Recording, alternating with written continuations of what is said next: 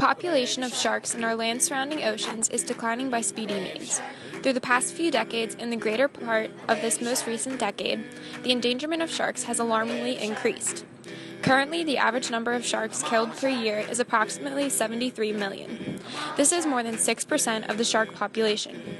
But this number exceeds the sustainable limit of an unnatural reduction in the shark population. There have been many attributing factors to cause this gradual increase. Whether it is hunting sharks for sport or simply to kill them, it is an ever-increasing problem that needs to be fixed.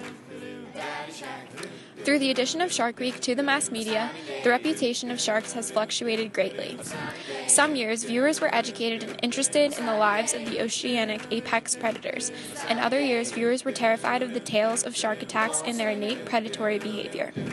Either way, people from all over the world catch stories of small to big-scale shark attacks, and even more recently, serial shark attacks, which were speculated to have occurred towards the beginning of this summer along the entire East Coast.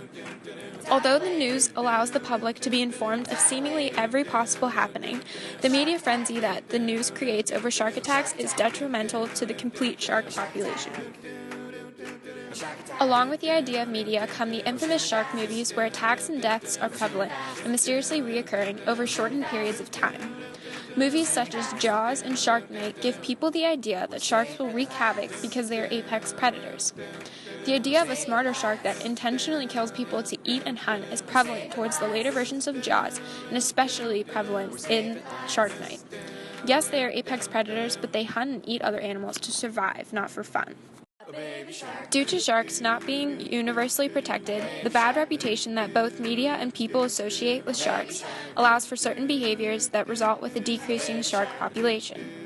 Both hunting for sport and killing to kill sharks are destructive to the shark population, but one difficult aspect of killing sharks is the act of killing sharks for cultural uses. Some countries kill sharks to create delicacies, such as shark fin soup or rotten shark. Many sharks that are killed for shark fin soup get their fins sliced off and then are dumped back into the water to sink and die. Although some countries have restrictions on such actions, other countries do not, and continue to perform the method of shark finning and proceed to trade them to other countries. Through all of the different methods and reasons to kill sharks, we are directly killing another apex species. And all of these behaviors are essentially surpassing the natural rate in which shark population is set to follow.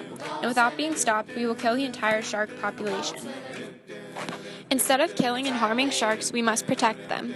To do this, we need to implement a plan of action into the Food and Agriculture Organization, which oversees a multitude of international fisheries through regulation of the vast ocean.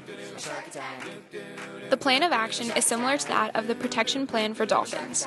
Under this plan are straightforward rules that must be followed.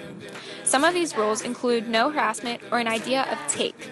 Harassment under the Dolphin Protection Plan is stated as any act of pursuit, torment, or annoyance which has the potential to injure a marine mammal or marine mammal stock in the wild, or has the potential to disturb a marine mammal or marine stock in the wild by causing disruption of behavioral patterns, including but not limited to migration, breathing, nursing, breeding, feeding, or sheltering, but which does not have the potential to injure a marine mammal or marine stock in the wild. The definition of take is defined by the law as to harass, hunt, capture, collect, or kill, or attempt to harass, hunt, capture, collect, or kill any marine mammal. Essentially, the protection for sharks would be exactly the same, with the easy replacement and change of the word mammal to fish. This plan of action will help already endangered species and those bordering endangerment. This simple plan of action can easily be incorporated into law, but can also be costly. Finding funds to create this plan will be quite simple. Because the FAO is funded both voluntarily and by its members, the member fee can be increased to meet the costs of providing universal shark protection.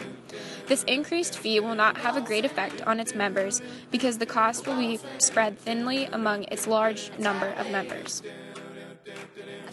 Sharks have been top predators for 4 million years and are an important part of the complex web of the ocean.